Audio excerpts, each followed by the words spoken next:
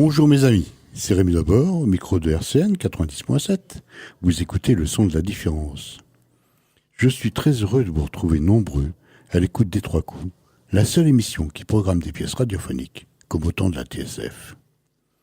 J'espère que vous avez passé d'excellentes vacances et que vous êtes revenus tout bronzés, en pleine forme et remontés à bloc pour les 11 mois de dur labeur. Mes personnages d'aujourd'hui, eux aussi, viennent de rentrer. Alors, comme partout, ils sont impatients de raconter leurs vacances. Et quoi de mieux qu'une petite pause café pour le faire ? Mais chut, écoutons-les.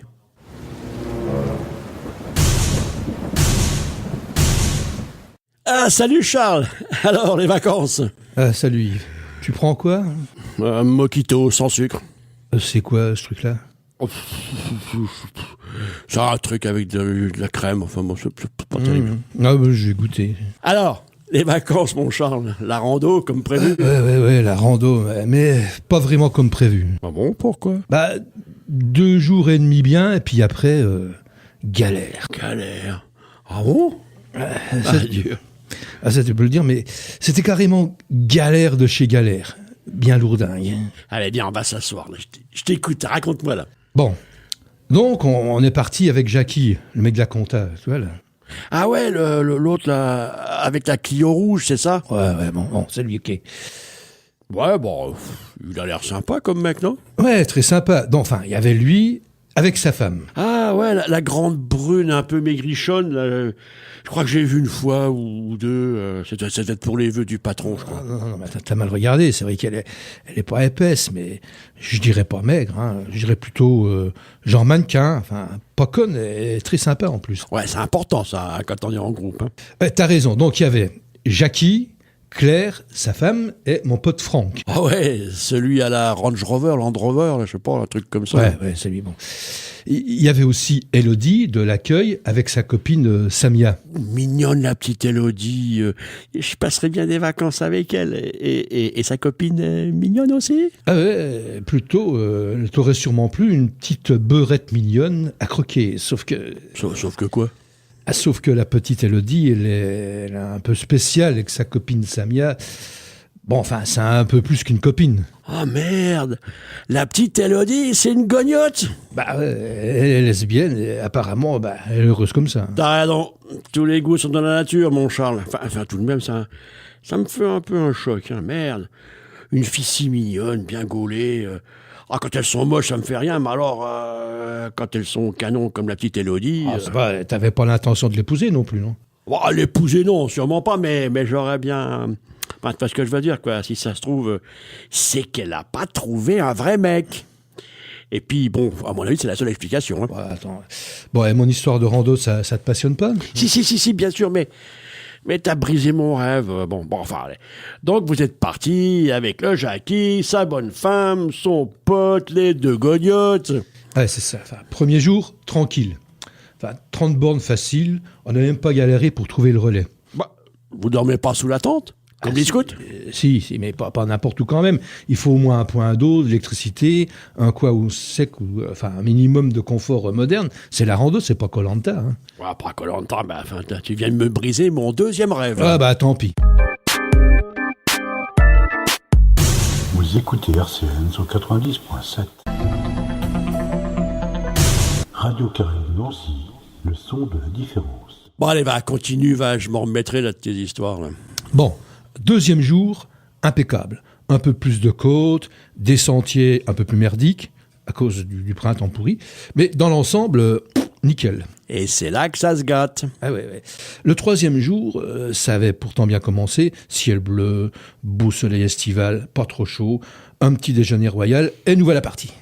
Alors c'est quoi un petit déj royal ? Lard grillé, cochonaille, confiture, fromage, œuf, pain, beurre, jus de fruits, 1 litre de café.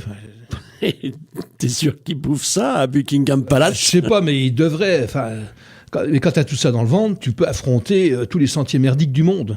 Et elles bouffent ça aussi, les demoiselles particulières ? Ouais, bon, il y a pas de raison. Elles aiment pas les mecs, mais elles déjeunent comme tout le monde. Bon, je continue. Ou alors, il y a des mœurs qu'Elodie qui t'intéressent. Je m'intéresse à mes contemporains, moi. Allez, vas-y, poursuis. Ok. Donc, vers midi, on avait bien avancé sur notre itinéraire, alors on s'est octroyé une pause dans un petit coin merveilleux, une vue imprenable. un pré d'herbe bien tendre, des grosses pierres disposées, pile poil pour s'asseoir en rond et casser la graine. Mais attends, vous bouffez sans arrêt dans votre truc, là. Fais le malin, toi. Laisse ta bagnole au garage et viens bosser à pied. Tu verras si t'as pas faim en arrivant. Bon, t'es pas fou, non, il y a au moins 3 bornes. Et tu veux me faire crever ou quoi? Oh la vache, t'as vu l'heure? Oh, ça va, c'est la rentrée, on a bien le temps de boire un café. On verra plus tard si on doit se faire des nœuds dans le cerveau. De toute façon, le boss est encore aux Seychelles. Allez, achève ton histoire. Tu veux un autre jus? Non, merci, ça ira.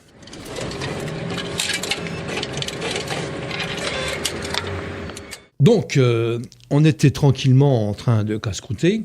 Il nous restait une quinzaine de bornes avant d'arriver au relais. Il était encore tôt. On a décidé qu'une petite sieste nous ferait du bien.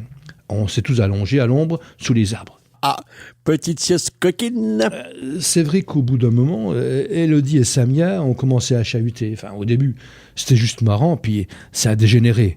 C'est même devenu carrément chaud. Ah, enfin du croustillant. Miam, miam, miam, miam. C'est vrai qu'à voir les deux petites en train de se tripoter, Jackie, Franck et moi, on a commencé à faire des commentaires salaces. Bon, ça a foutu Claire, la femme de Jackie, en rogne, et on s'est fait engueuler grave. Un mot en appelant un autre, bref, enfin, elle a fini par ramasser ses affaires et se barrer.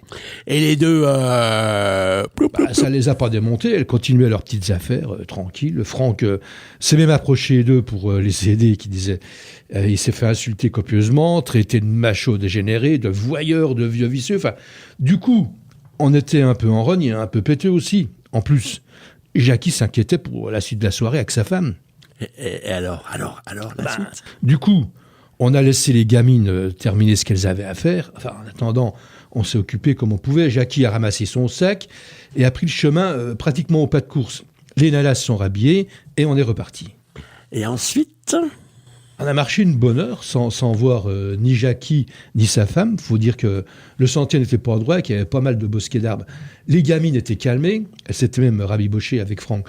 Alors, tout allait bien dans le meilleur des mondes. Et puis on a aperçu Jackie au loin. Il marchait un peu moins vite. Du coup, on l'a rattrapé dans une montée. Il faisait toujours la tronche. Il grognait après ces putains de gonzesses qui savent pas se tenir, sans préciser s'il parlait d'Élodie, de Samia ou de sa femme. Vache, bonjour l'ambiance, hein. Ouais. Alors on a continué, Jackie toujours devant, moi au milieu, et Franck et les copines derrière en train de discuter de littérature érotique et de philosophie orientale. Enfin, j'ai fini par me joindre à eux, parce que c'est chiant de marcher tout seul, et puis on arrive au relais. Et là, ça a chauffé entre Jackie et sa bonne femme. Eh ben justement, c'est bien là qu'est le problème. Elle était pas là. Aucune trace de Claire. Personne ne l'avait vu au relais. Jackie, toujours en run, gueulait son nom à plein poumon, il cavalait partout, il ameutait tout le monde. Le responsable du relais menaçait de nous virer. Ça devenait carrément craignos, ton truc. Bah ouais, on a fini par raisonner Jackie et lui expliquer qu'elle n'était sûrement pas loin, qu'elle nous faisait payer nos délires salaces et qu'elle finirait bien par venir bouffer. Bon. Alors Jackie continuait à grogner après les filles qui savent pas se tenir, et cette fois c'était bien à Élodie et Samia qu'il pensait.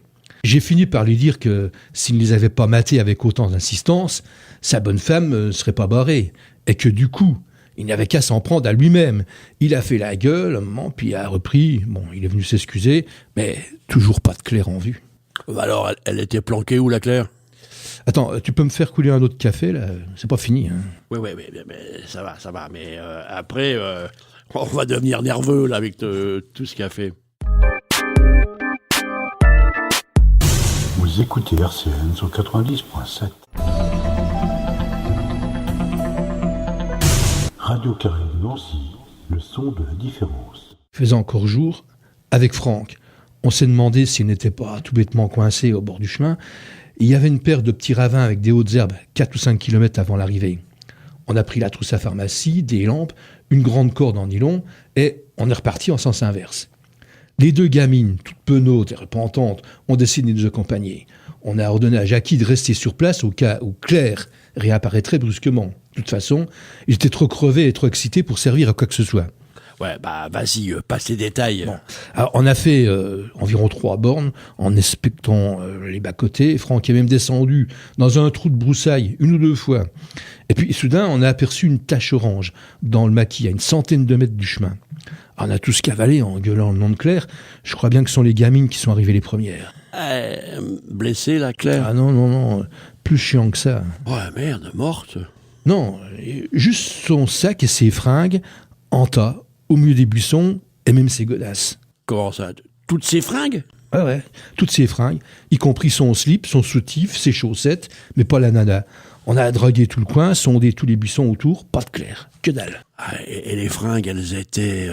Non, intact, nickel. La veste bien pliée, la chemise, le short, les chaussettes roulées, le soutien à gorge bien à plat, et le slip au-dessus du reste, prêt à être rangé. Le sac était bouclé, rien en désordre à l'intérieur, le portefeuille intact dans la poche du sac avec du pognon. Ses papiers, sa carte bleue dedans, enfin, t'imagines? Une nana qui se barre à poil, au milieu de nulle part, dans le maquis, à poil. À moins que ça soit un sadique qui l'ait enlevé. Et puis qui a plié ses petites affaires après l'avoir violée, étranglée, et puis enterrée un peu plus loin. Ouais, c'est vrai que vu comme ça... Bon, alors, après, vous avez fait quoi? On pouvait pas abandonner les fringues. Alors, les gamines qui voulaient pas rester toutes seules au cas où le malade reviendrait, Franck est parti vers le relais, au pas de chasseur pour prévenir. Heureusement qu'on avait apporté des torches, parce que les gendarmes ont mis au moins 2 heures avant d'arriver. Et alors, après? On s'est fait engueuler, parce qu'on avait fouillé partout et qu'on avait sûrement pollué les traces. Et du coup, on a été instamment prié de dégager les lieux et d'aller voir ailleurs. On est retourné au relais. Ils avaient embarqué Franck à titre préventif, je suppose, des fois qu'il aurait eu des mots avec sa nana et elle aurait jeté dans les buissons avant de poursuivre son chemin. Ça se pourrait, hein. Non, je connais Jackie, je crois pas qu'il l'aurait déshabillé, il est trop pudique. T'es sûr? Ça fait 10 ans que je le connais, même en pleine canicule, jamais vu torse nu. Crois-moi, s'il avait trucidé sa femme, il l'aurait laissé habiller. Tu sais, les comptables, on sait jamais de quoi ils sont capables, non. les comptables. Pas Jackie. Ouais. Et le lendemain, vous avez continué la rando? On l'a envisagé, et puis on nous a fait comprendre qu'il serait souhaitable de ne pas nous éloigner avant la fin des recherches. Par contre, on n'a pas eu le droit de participer au battu. Ils ont tout fouillé? Plutôt 10 fois qu'une. Les 15 bandes de sentiers sur autant de large pendant presque une semaine. À pied, en 4x4, en hélico, enfin au final, rien. Nada. Que dalle. Ils ont sondé tous les trous, exploré tous les buissons, envolé la Claire disparue de la surface de la Terre. Pas une trace. Un pur mystère. Plus rien. Une seule chose qu'on ait trouvée, c'est des traces de pneus, aller et retour, entre les fringues et le sentier. Ah vache, des traces de bagnole. Non. Des vélos. Ils ont supposé que 2 cyclistes avaient fait un détour pour voir ce qu'il y avait dans le pré, et puis qu'ils avaient continué leur chemin. Sans rien déranger? Moi j'y crois pas non plus. Alors, ça serait quoi, l'histoire d'après toi? On pourrait imaginer que Claire ait voulu se tirer. D'ailleurs, je me suis toujours demandé comment Jackie avait fait pour se lever un petit lot pareil, et comment il avait fait pour la garder aussi longtemps. Enfin, bref. Elle profite de nos conneries pour partir en avant, elle quitte le sentier, trouve un coin peinard dans le maquis, elle se dessape, range ses affaires et attend. Elle attend quoi? Son complice d'évasion qui lui apporte des fringues neuves et un vélo et qui l'aide à s'enfuir.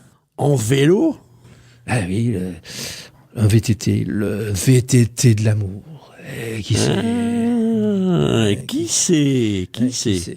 Peut-être que le cycliste sauveteur ne lui a pas porté des vêtements et qu'il est parti nu sur la selle, enfin, comme l'a dit Godiva. Tiens, serre-moi un macchiato.